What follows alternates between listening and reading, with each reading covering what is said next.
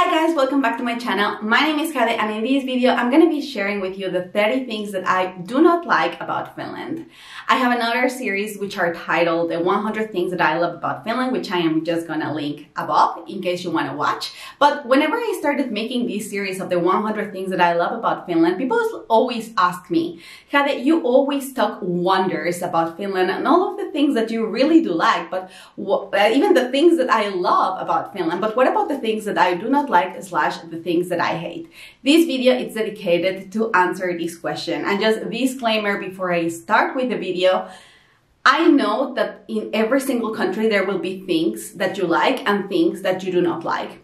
So I will be very bold and direct and honest with the things that I do not like about Finland. However, I don't know that if I don't like things, I can just, go away.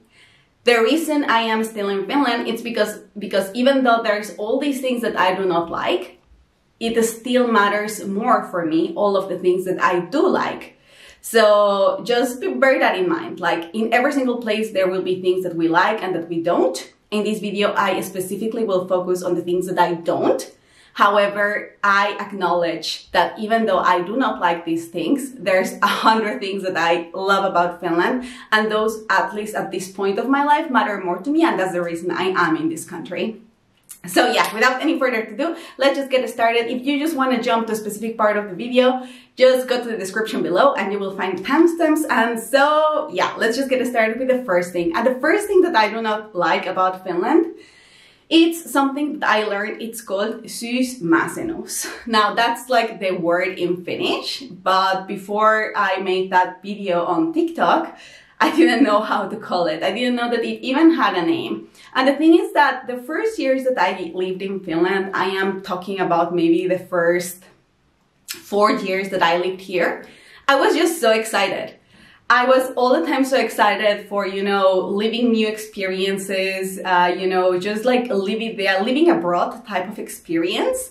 And it was just so magical for me. I've never seen a snow. So having, in my country, we do get like these beautiful autumn colors, but not as beautiful as in Finland. That really it's like a wonderland in the autumn, and it's like a wonderland in the winter. So every single year, I was just so amazed with the colors. I was so amazed with the winter landscapes that I was just excited all the time. And also I was younger. I don't know if that has anything to do with that, but I really noticed that it was hard for me to actually feel this Syysmasennus, which basically translates into this time of the year where you just feel that you have no energy. You almost feel like depressed. You wake up and you feel like, what's the point of doing anything? You feel like if all of the energy of your body has just like disappeared all of a sudden, and you just feel that you cannot get anything done. You just want to lay in your sofa, lay in your bed, stay there the whole day and basically don't do life.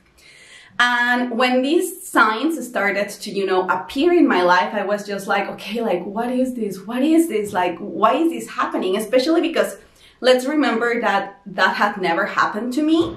And also I was like really young. Like, I moved to Finland when I had just turned 18 years old. So I'm talking that these first things started to happen when I was like 23, 24. And I was like, okay, I don't get it. Like, I am young, I am doing my bachelor's, I am working, I am supposed to have the energy. And I started feeling all these, every year, this kind of like period of time between the beginning of September and October, maybe even beginning of November, where I would just be like dead. I don't like it, and a lot of the times I judge myself for feeling that way. Now I know actually better, and I'm gonna be very intentional this year to, actually prepare myself for the Syysmasennus and actually try, to avoid that would hit me. But I didn't know at the time that this was like a really common problem for everyone. I didn't know that it was like a Syysmasennus, and just the fact that this would come and hit me every year and that there's really like very little things that I could do to, prevent that. that was so horrible because I just found myself having all those feelings and I didn't know how to deal with that. And that's the very first thing that I do not like about Finland. I'm hoping I can find a solution on how to make this not happen. But just the feeling, the fact that I know that every year there's going to be a moment where I'm going to feel like that, I absolutely do not like it. But yeah, let's move to the second thing that I do not like about Finland. And this can be a little bit funny because I do love Finland in the summer, but these past summers have been so hot, like so hot. Okay, this summer the hot time was maybe just like 1 or 2 weeks, so it was not as bad. But 2 or 3 years ago, like I don't know if it's, I think it's maybe like just global warming, but it's becoming so common that there's these like periods of time where Finland, it's really hot.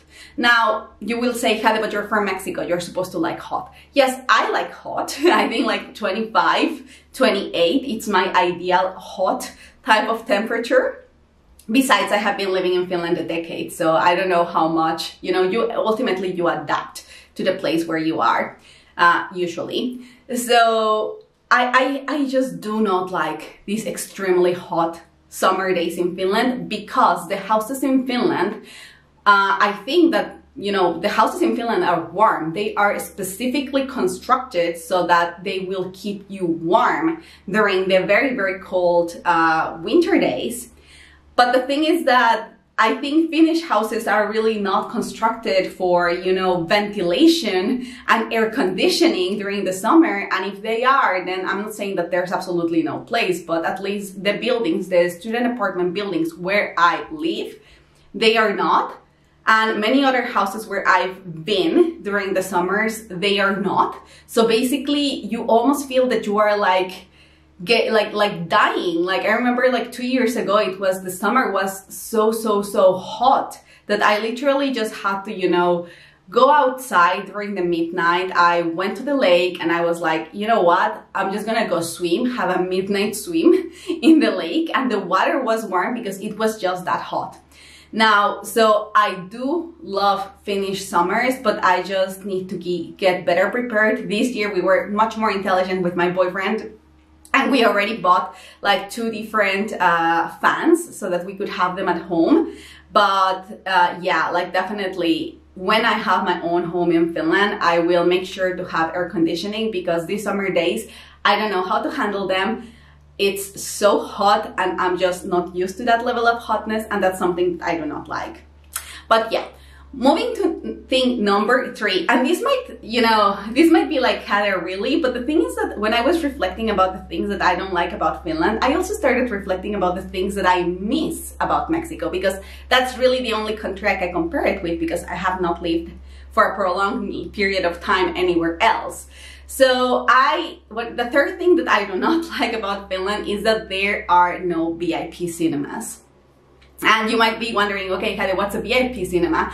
Well, we do have like VIP cinemas in Mexico. We have the normal type of cinema. We have the 3D, the 4D, and then where you can see like, you know, movies in 4D. And then we have VIP cinemas.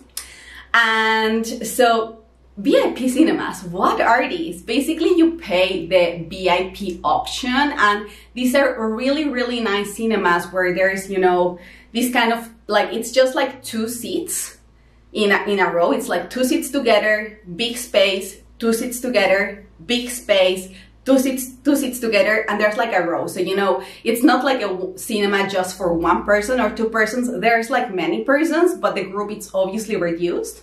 And you have these super comfortable type of seats where you can, you know, you can put them to lay back, and you can press a button so that your legs would go up. And, you know, you can have there your cappuccino, your coffee, maybe have some latte, some like, you know, crepes, ice cream. Like the selection is so much bigger than just your basic popcorn or hot dog or nachos, even though you can do those things as well. And I loved it. I didn't go that often to the VIP cinema because obviously, like, I do not come from a super wealthy family. So the times that I went to the VIP cinema, they were, you know, just a few. But when I went to the VIP cinema, it felt like a whole experience. Like, I loved going to the cinema, and especially when there were my favorite movies, I love to know that I could go and, you know, have this experience in a VIP way, which it's nicer than just, you know, the general cinema, which it's still good. I mean, as I said, I didn't always have the cash to, you know, go to the VIP cinema. So most of the times I went to the normal one, but even the normal ones were like really, really big ones. And what I noticed, like, I mean, Kuopio, the city where I live in Finland, has grown so much. But at the time in 2010, I was just so sad to see that the Finnish cinemas were like 2 rooms, like literally like classrooms. Like I just couldn't call that a cinema. It was just like a 2 classrooms, a 2 rooms with rows that weren't really like going up. It was more like a, you know, a small incline. It was so weird. It was so weird. I went once, never in my life I wanted to go to that cinema again. With the years, they constructed a new place called Isose, where now they have a big Finkino, it's the cinema from Finland where you can go watch movies. And now the places where you can like watch the movies are actually really nice and bigger. I still miss that there's no VIP option, but yes, it has improved. But at the time, and especially when I first came to Finland, there was nothing like that. And I was like, oh my God, I would really love to have a proper cinema, which now we have. And now I'm like, okay, it would be so freaking great if there would be a VIP option. So that's the third thing that I don't necessarily love about Finland. Now let's check number 4. Yeah. So number 4, it's about not having breakfast options in Finland. And this is again very much coming back to, you know, the things that I miss from Mexico. And of course, because I lack those things, are things that I don't necessarily love about Finland. And it's that what I have found is that there's really like not many places where you can have there is not really many places where you can have a breakfast, like a proper breakfast. In Mexico, we're used to have, you know, for the breakfast, your orange juice or your carrot juice, your beetroot juice, and then you would have maybe like your cup of fruit with, you know, yogurt, or you would have your hot cakes, or we would have like enchiladas or chilaquiles, or some types of like, you know, eggs, like mixed eggs, or, you know, fried eggs, like different types of like eggs or omelets. And you could actually have like a proper breakfast, and there would be several places that offer them. Now, I fully understand that I think that's more of a cultural thing, that, you know, Finnish people mostly eat ruisleipä or some sort of rye bread or just normal bread in the morning with their yogurt, and they usually don't have breakfast out, they have it at home. But since Mexico, you know, I grew up in a place where it would be so cool that we would go like, you know, on the weekends or when I would be on holidays and I would have more of my own income. I really, really enjoy just knowing that I could go like 7 a.m., 8 a.m., 9 a.m. to a place, or even like 10 a.m., 11 a.m. and that we would have something that it's not as heavy as a lunch, but it's not like, you know, as tiny as here's your bread and here's your croissant. So something bigger than the croissant. And I think that would be the 5th thing that I don't really like about Finland, and it's that when I want to snack in Finland, I find it really hard to find healthier options. I'm also like open for recommendations. If you do know that, Kari, you know, in Finland, when you are, you know, just wanting like a quick snack, you can go to X, Y, Z places, or you can have A, B, C, or D options. If you have something to recommend me, I am so happy to welcome all of your ideas. But yeah, I have found that when it comes to snacking, it's really hard to find options, like healthier options. I feel that whenever I want a snack, I end up buying the pula, or I end up, which is like a sweet bread, or I end up getting the croissant, or I end up getting, you know, a cake like the things that you normally find in the cafeterias, which are not really always, you know, as healthy or a sandwich. And when I compare it with the type of snacks that we have in Mexico, it's like, of course they are also available the unhealthier options, but I also think that we do have more of healthier options. You can find in the streets people that would be selling fruits, or, you know, like some kind of, like, we call them esquites in Mexico, but it's basically like, it's a thing made of corn. So you could like have corn. You could have, I don't know, like we make, like, for example, we have the apples that we like cover with chili, that those are so delicious, or something that are called like, excuse me, the jicama, which is another type of fruit that we also cover them like in Chile. And there's so many things that you can buy when you want to, you know, snack something, but when you do not want to have the proper food and you don't necessarily want that to be extremely unhealthy. And I find that in Finland, that's just like so hard to find. How can I find snacks to just casually eat that are not always the pula, the croissant, or the sandwich, the sampila?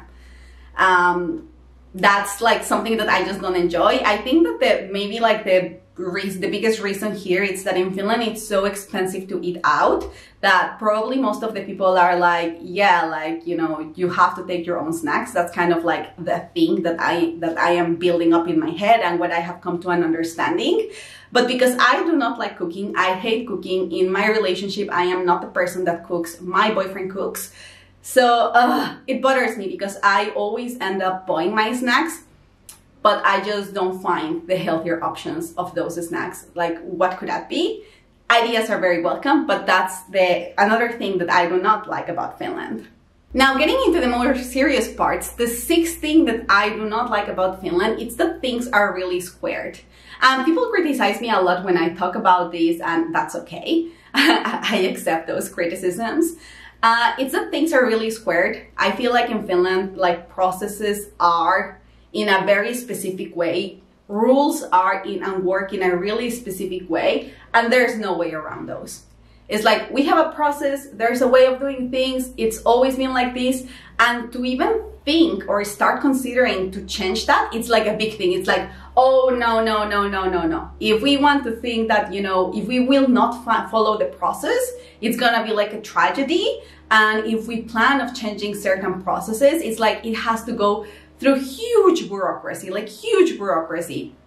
And I have different examples for these. Like, there's certain things that are like so simple that have, this is kind of like the example that I use because I think it's one of the easiest ones to understand, but, you know, things that are so tight. So there was one time when I was working in the cash register in a supermarket. And there is this rule in Finland that for everyone that looks under 35 years old, you have to ask always their ID when buying alcohol or cigarettes. And I love this rule.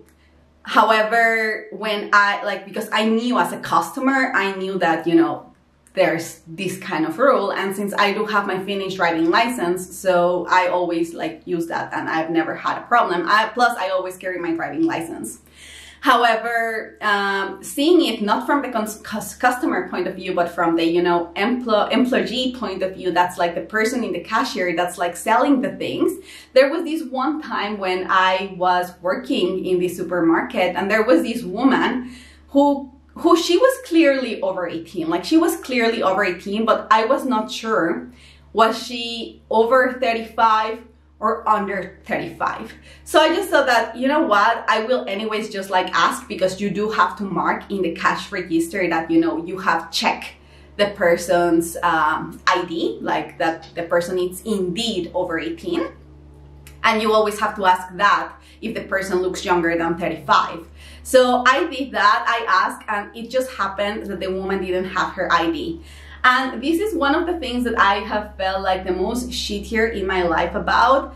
Not like that, you know, I will never forget this experience, but I felt really in a big struggle because I just couldn't sell her. Like, it was a group of people, all adults. You could clearly see that the other persons were like older, so I didn't ask her ID from them.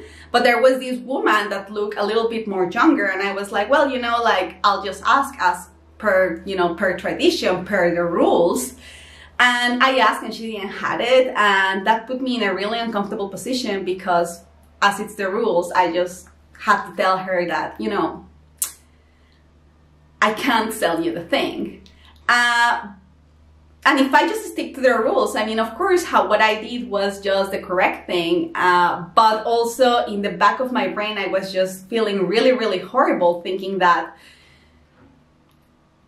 why and how? Because the girl was clearly over 18, but it put me in a really difficult situation because there were customers after her, customers before her, and I really didn't want to get myself in trouble being like, you know, asking, and then she telling me like, oh my God, I don't have it, and me being like, you know, like, let's just let it be. Because I'm like, no, then I am not following the rules, and I don't want to get in trouble because of that. But as a Mexican, I also thought, you know, as a human being, not even as a Mexican, as a human being, I'm like, I clearly know she's an adult. I clearly know she's over 18. Still, I have to follow the rules. And are these kind of rules? And I'm like, seriously? Now, I do know that because there are rules like these, Finland is the country that it is. So even if I sometimes may struggle to understand certain things, I do respect them. I just wish that sometimes there could be, you know, more of a balance to be like, okay, you know, where are the limits? And you might be like, Heather, but you're taking like a really difficult topic, such as alcohol. Like, you know, that's like one of the most strictest areas in Finland. And I'll say, I agree with you. You see, I agree with you. So let's move to another example, which was something that I am just like really, really happy that it started to happen. And that's concerning migration. Because now, like just from this April onwards, Finland has changed the immigration rules for, you know, making it easier for people to come and stay in Finland. However, before these changes happened in April, there had to be such like a huge process for people to actually be here, and I will be sharing that story with you as, you know, what was my process from, you know, being an exchange student, having a residence permit as a student, having a residence permit as an employer, and, you know, getting into the process of getting my nationality.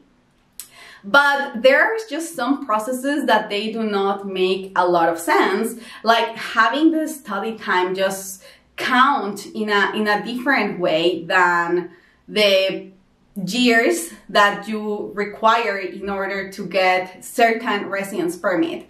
So the thing is that before it was like just like really difficult, and it just the regulation as it was before. So just last year it was you know, different. It just made it so hard for foreigners to actually find a path in Finland. And there had to be like such a huge movement, like so many things had to happen. This was like a very big thing that happened on LinkedIn before things were able to, you know, be taken forward, and before these topics could actually be discussed and modified.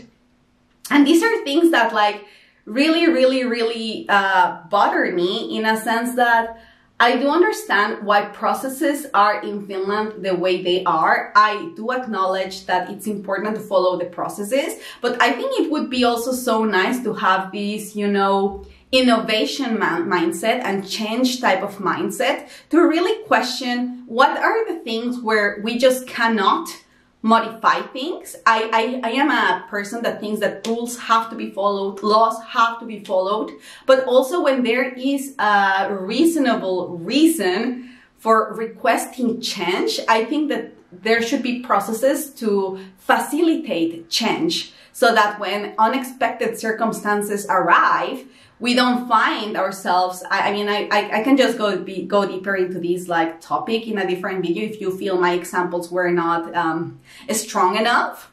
But I just don't want to spend more time in this point.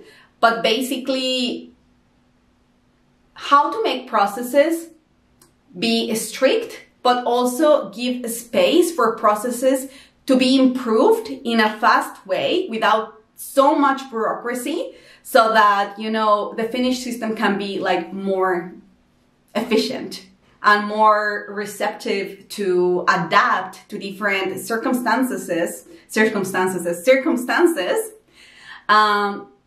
regardless of, you know, for 20 years it has been A, B, C, D, E.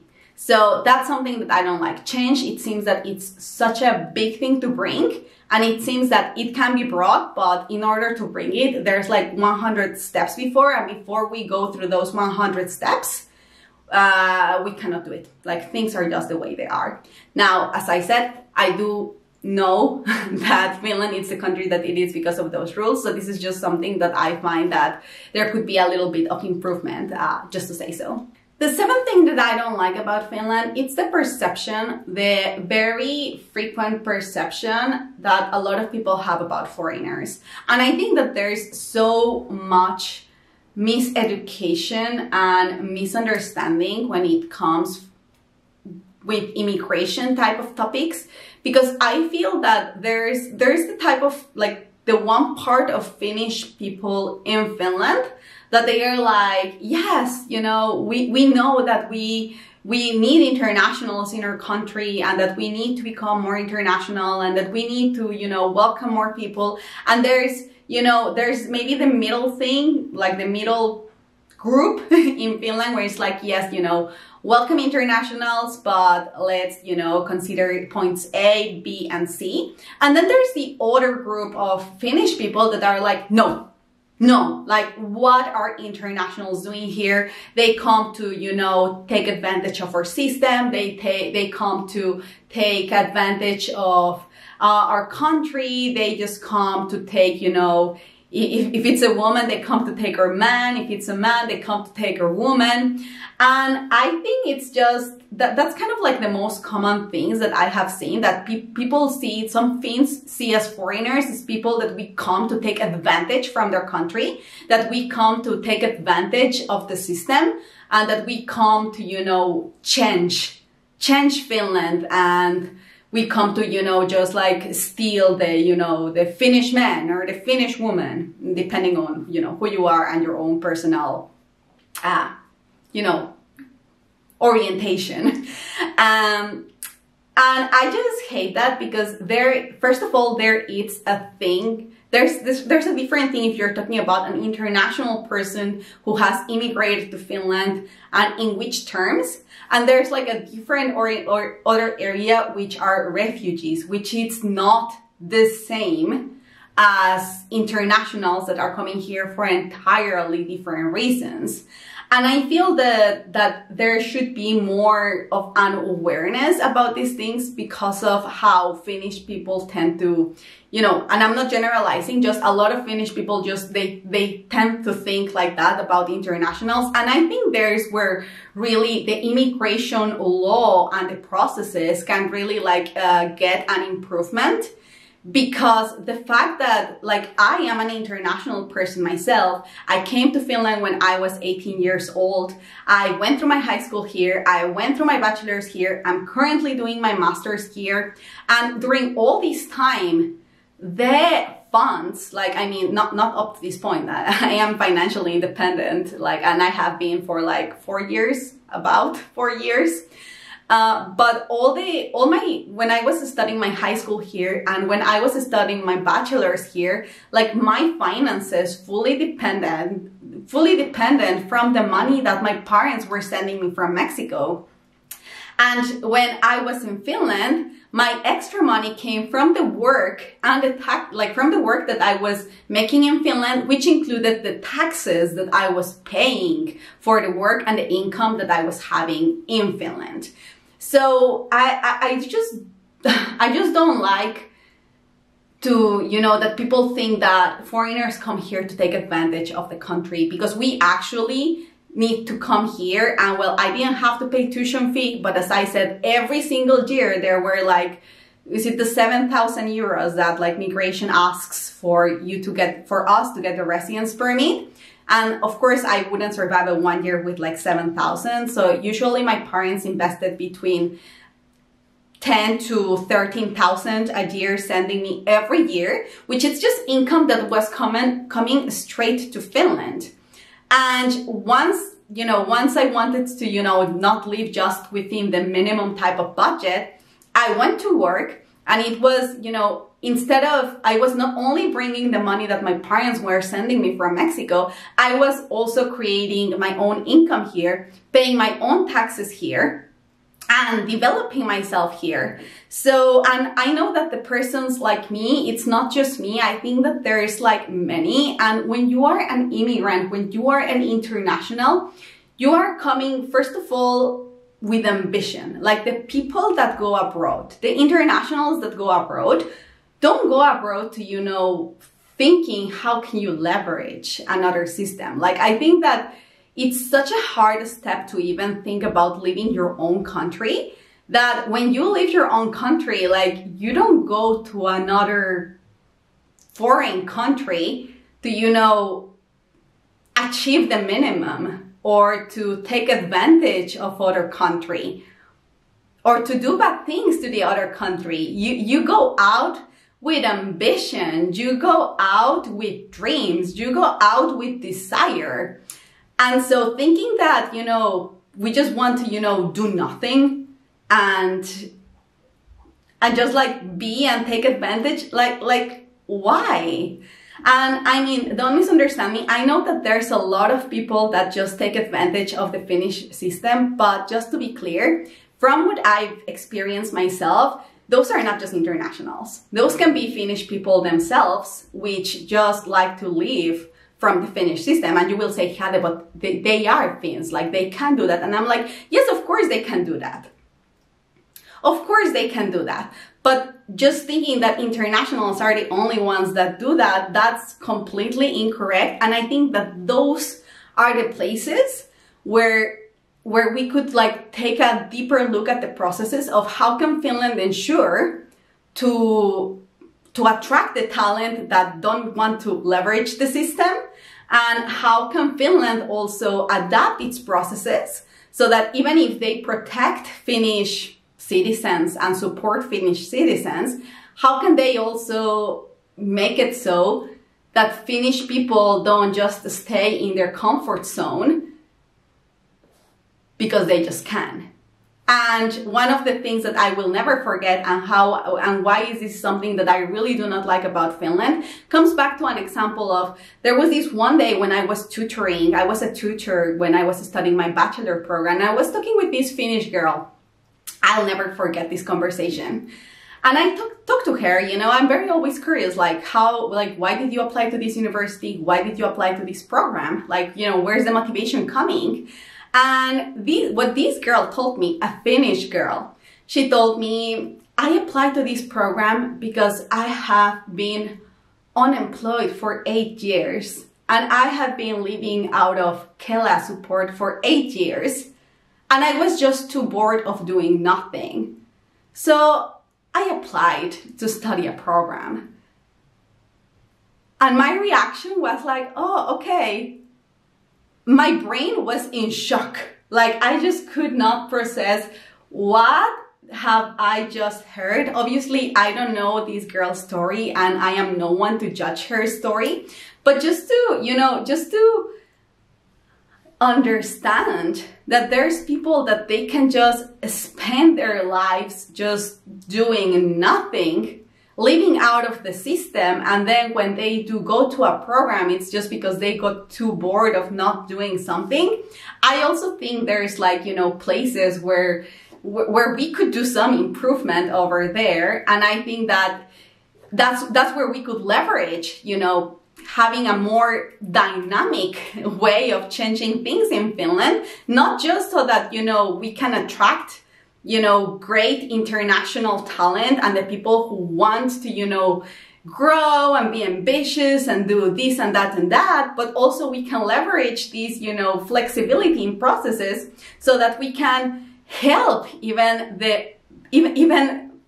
so that Finland can help their own Finnish people and maybe helping them, not fall into these periods of time where they can just be, well, you know, I do nothing because I just live from the government, which in my opinion, it's like, what? Anyway, too much about this topic. Let's move to the next thing. And so the 8th thing that I don't like about Finland is that I really feel that it's hard to make friends.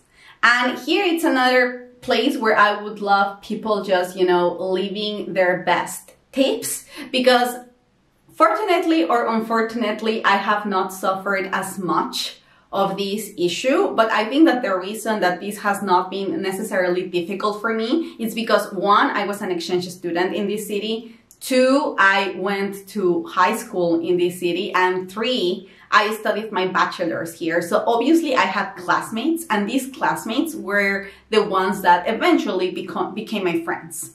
Now, I don't have like a circle of friends that it's like huge, but I do have friends, and I am very happy to say that I have found like really, really nice friends.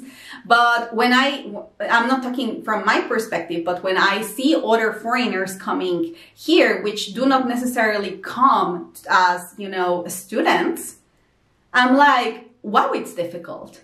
Like, it is difficult. I know that for anyone coming here as an exchange student or as an international student, if you do not get Finnish friends, at least you will get international friends.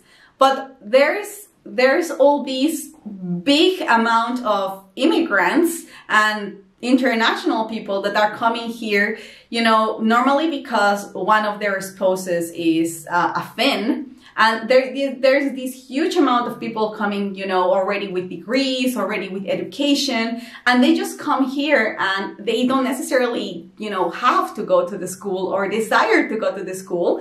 And I'm like, whoa, I have no clue how to help you. Like, actually, even myself at this point, when I think about expanding my circle of friends, I still, well, first of all, I am not so interested in doing that at the moment, because of course, you know, my time at this moment of my life, it's limited, and I want to focus more on myself. Do I want to expand my circle of friends? Absolutely. But sometimes when I even question myself, how do I make more friends? I've come to, you know, almost hit the wall. Like, I almost feel like, how do people make friends? How can we befriend a Finnish person? A lot of my friends, I do have really great friends in Finland. Some of them are Finns, a lot of them, the majority are internationals. So when it comes to, like, I have not found myself a solution. Maybe you guys, if you are Finnish people watching this video, you can help me out, help people out that like look at the comments. How to make Finnish friends? I know that the Finnish friends that I've made, they are incredible and they last for life. Like, that's what I love about my Finnish friends. But how to make more? I am clueless. Like, I don't know how to help in that. I think that you, like, if you are a student or if you have like free time, you could volunteer. You could maybe do an internship and try to befriend your coworkers. But normally, like, my closest friends are really not even my coworkers, are people that I met from school. So how to make friends in Finland when you don't study here? I don't know. And so just not knowing, that's one of the things that I don't like and from Finland, and I would really much appreciate your help. So, you know, maybe when the time comes for me to also expand my circle of friends, maybe there are some tactics that I can, you know, learn from you, because I really feel like, especially with Finnish people that really like, you know, their space, most of them, and that they don't necessarily like to, you know, be super open to others. Like, what's the correct way to approach you? And should people just be even like very direct to you? Like, hey, you know, I'm looking to expand my circle of friends. Do you want to be my friend? I don't know, like, you can see from my face and from this part of the video that I feel so confused and so frustrated with this topic that I just cannot even, you know, make sense of it. So let's move forward. The 9th thing that I don't like about Finland, it's that people don't talk about their salaries. That's it. And it's okay. I mean, I don't expect people to be shouting about how much they earn, because even in Mexico, you do not you do not go around shouting how much is your salary. But you also, I feel that at least in Mexico, like you don't necessarily hide it. Like you are not like publishing it on social media that I earn this much. But if someone would ask you like, you know, hey, so how much are you earning in this place? Or how much did you get paid? People are like, oh, I get paid this much. And during my professional career in Finland, I have found that getting salary information in Finland, it's a nightmare. It's a nightmare. Like the few times that I have asked about it, I was faced with, especially in the beginning, I was faced more with like, well, you know, like I don't feel comfortable answering that question. Or, yeah, well, like, or they just didn't answer and I have to be like, is it like more than 2,000? Is it like less than 4,000? Is it like in the 3,000? What's the first digit? And the reason is that I just want to explain why this is important to me and why I have felt really frustrated that people don't talk about it. It's because when you come as a foreigner, you have no clue what the labor market here is like.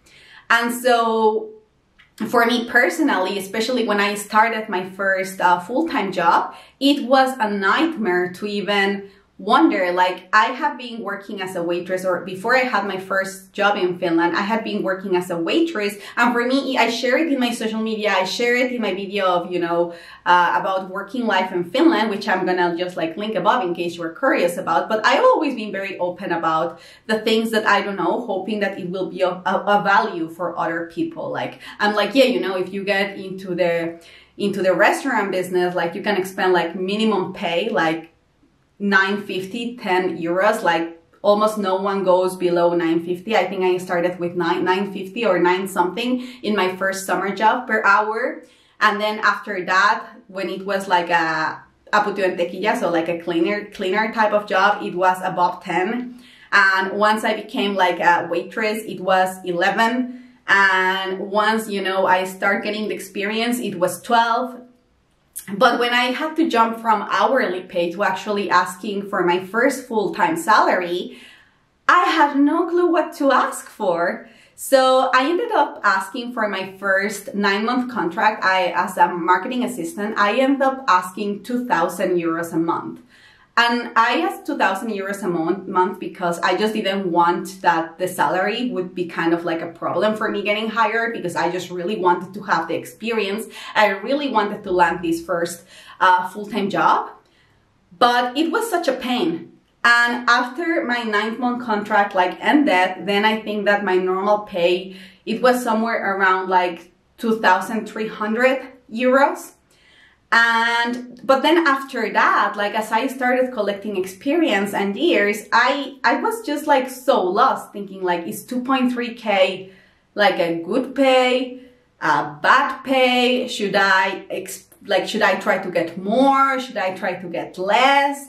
And just being in this land of frustration, not knowing how much you can ask, how much you should be paid, how much little it's too little, how much too much it was too much. There was a point in my career when I just really wanted to, like, you know, reach that 3K level. And it was just so hard. Like, I couldn't get the answer. Like, what kind of title, what type of job should I do so that I can reach this level? And I will make like a whole new video about talking about this topic, but it's really frustrating. I don't know, like, please, if you're a Finn, do share, like, what's your experience with salaries? Do among Finnish people share these type of things with each other? Because as a foreigner, for many years, I just still struggle to feel what it's a good salary, what it's a not good salary. Because if you start really looking into, you know, getting your own house, getting your own car as a foreigner, like the amount of money that you would require, it's high. It's like 2.3K, 2.5K, 2.8K. It's really not gonna cut the deal. So how do people like go forward in this? And when are you asking too little? When are you asking too much? And what I just don't like is that people feel so, I don't know if they feel so repressive about it, but I can just share, you know, the struggle that really not having access to this information on how this had affected me. And sometimes, you know, I felt like, you know, maybe I was being underpaid, and then it turned out that maybe I was not really necessarily being underpaid. It was just like normal. So all these shush gray area that exists when it comes to salary, it's not something that I necessarily don't like. It's just something that frustrates me, because ultimately, like what does it matter? I just don't know. I feel like in Finland, like the transparency, it's, there's actually like in some video when I was researching about Finland, it says that there's even a day where you can actually check how much other people like earn, or how much they actually pay per tax percentage. But just the fact that everyone is so protective about it, it's so frustrating, especially as a foreigner. So I'm not sure. I think it would be great if I could make like a video where maybe people that are open and that are maybe like anonymous on Facebook could share their experiences. I don't even know how to do that. But as a foreigner, this is like a really great area where having this taboo, it's really frustrating. It's like really frustrating because it just ends you know, puts you in a place where you just don't know how much to ask, and you don't know if this is good or not good. And it just translates, at least in my case, it just translated into frustration. Now, I'm not so frustrated about it, but when I think about, well, what's the next step in my career and what's the next step for me, like it just, again, the salary question, it's again a big question. And I'm like, oh my God, it would be so much easier if people could be like more open about it. If people would ask me about Mexico, like I think people are so open about it that you do know realistically how much you could make or how much you could ask in a specific ways, and what should you do if you are trying, you know, to break these molds or break these limits in terms of income. And so that goes me to the like last thing that I'm gonna talk in this video about that I do not like about Finland, and that is the tax. The tax thing, it's a huge thing, and please do not misunderstand me. I love paying taxes. I know, I love that in Finland, like people that make really, really little throughout the year, they have like a 0% tax. That kind of like includes mostly students that are maybe doing some part-time gig. And I love that. I love that. I love that people that make a lot of money pay the more percentage. Now, where I feel that this is something that I do not like, it's like the tax system as it is currently, which I like it, but there's a point between the 2.8 to 3.8 type of salaries where it just doesn't make sense. And I feel like having the taxing system as it is combined to the culture about salaries, it's just not a great combination, because when I have talked about salaries and career and you know, work related issues with people that I know, with my circle of friends or circle of people that I know and that might feel more comfortable talking about these topics, what I have found is that a lot of people just tell that because of the tax percentage, it really doesn't matter. Like, you know, in order to get to that 3K salary, 3.5K salary, 4K type of salary, 5K type of salary, 6K type of salary, you either have to be a doctor, a lawyer, an entrepreneur, successful one,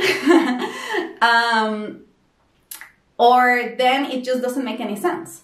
Like the tax system, it's built in a way that a lot of people that I've met, they are like, Hade, you know, when they make their own counts with the tax percentage, it's like, you know, if I want to jump into the 3K type of salary or 4K type of salary or 5K type of salary, the amount of responsibility, the years of experience that are like asked, like it takes so much effort that for them, it's like how high their salary can be in a comfortable position so that they can get the most salary after taxes and then they can have the least responsibility. So I think like the system as it is, it almost seems that it encourages people to, you know, please stay in your comfort zone, or please stay within a certain level, because if you try to earn more, or if you try to do more, it's not gonna be just convenient for you. Like, you're gonna have to pay more taxes,